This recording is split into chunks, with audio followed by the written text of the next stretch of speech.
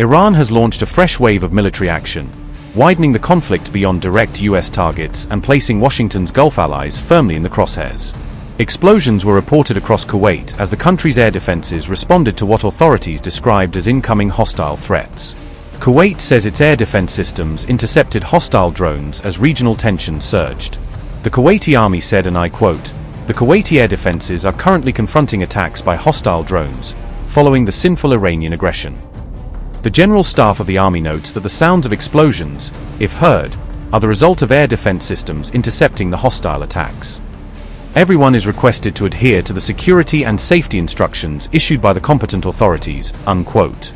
Iran's Islamic Revolutionary Guard Corps says it struck the CRAM early warning radar at Kuwait's Ali Al Salem airbase during its latest wave of attacks. The IRGC says Operation Nosser 2 also targeted an area where US troops were gathered inside the base. Iranian military officials claim they also launched drone strikes against US military facilities located in Jordan. According to Iranian reports, communication systems, fuel storage sites, and a fixed radar installation at Jordan's Al Azraq airbase were hit. Iran says the strikes on Jordanian facilities were carried out during the 9th phase of Operation Sarkar. Bahrain activated nationwide warning sirens as fears of a broader regional attack continue to grow. Bahrain's Interior Ministry said, and I quote, "The alarm siren has been activated.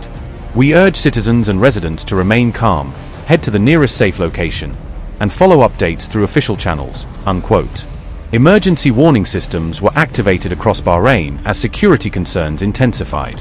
The Gulf region remains on high alert as Iran expands its missile and drone campaign across multiple fronts. Iran's Revolutionary Guard claims it has shot down a US MQ-9 drone over Andameshk. The IRGC says the American drone was destroyed using one of its newly deployed air defense systems. Iranian media reported that air defense systems were activated across Tehran as the threat level increased. Reports indicate 2 US strikes targeted an area outside Iran's Kondab region. Explosions were also reported in Khorramabad as military operations intensified. Iranian media says additional explosions were heard near Parchin and Pakdasht, adding to reports of widespread strikes. The confrontation in the Strait of Hormuz intensified as the United States tightened its naval blockade. US forces reportedly struck a tanker attempting to sail toward an Iranian port during blockade enforcement. US Central Command statement read, and I quote, "US forces enforced naval blockade measures against Iran, July 15th, by disabling an unladen oil tanker attempting to sail toward an Iranian port in the Arabian Gulf." US Central Command, CENTCOM, forces observed Curacao-flagged MT Belma transiting international waters toward Karg Island. The commercial vessel ignored multiple warnings as it attempted to violate the US blockade. A US aircraft disabled the vessel after firing Hellfire missiles into the ship's smokestack. The ship is no longer transiting to Iran. US forces resumed the naval blockade against vessels transiting to or from Iranian ports and coastal areas at 4 p.m. ET on July 14th. During the first 24 hours of enforcement, CENTCOM has redirected 2 compliant commercial vessels and disabled 1 non-compliant vessel. US forces remain vigilant and prepared to ensure full compliance, unquote. A US aircraft reportedly used Hellfire missiles to disable the tanker during the operation. The Strait of Hormuz has become the center of an increasingly dangerous military confrontation. Iranian media says a US strike hit Keshem Island, causing damage to an industrial facility. Reports from Iran say a missile strike near a cancer hospital in Ahwaz triggered panic among civilians. Patients and staff were forced to evacuate as explosions rocked the area surrounding the hospital. US Vice President J.D. Vance claims efforts were made to derail President Trump's negotiations with Iran.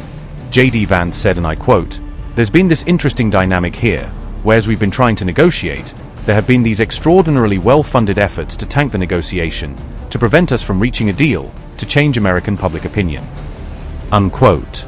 With fresh strikes, drone interceptions, and naval operations, the conflict is expanding across the Gulf, raising fears of a much wider regional war. Are you giving Iran a deadline before you start bombing? I don't like giving deadlines, but they pretty much know. They know the story. So are you meeting? They better behave. Trump goes ballistic against Iran, launching a second wave of powerful strikes within just 24 hours of the previous attacks. Iran responds with missiles and drones, unleashing fresh attacks on American military assets across Kuwait and Bahrain. A key US logistics hub in Kuwait is engulfed in flames after deadly Iranian retaliatory strike rattles the region. The IRGC claims it deliberately targeted America's main logistics hub and military support center inside Kuwait during the assault. Several powerful explosions were also reportedly heard across Iraq's Erbil, raising fears that the conflict is rapidly spreading. Direct impacts were reportedly recorded near Erbil Airport, a strategic site that also hosts an important American military base. Reports further claimed US Patriot missile interceptors failed to stop the incoming attack and self-destructed over Erbil skies.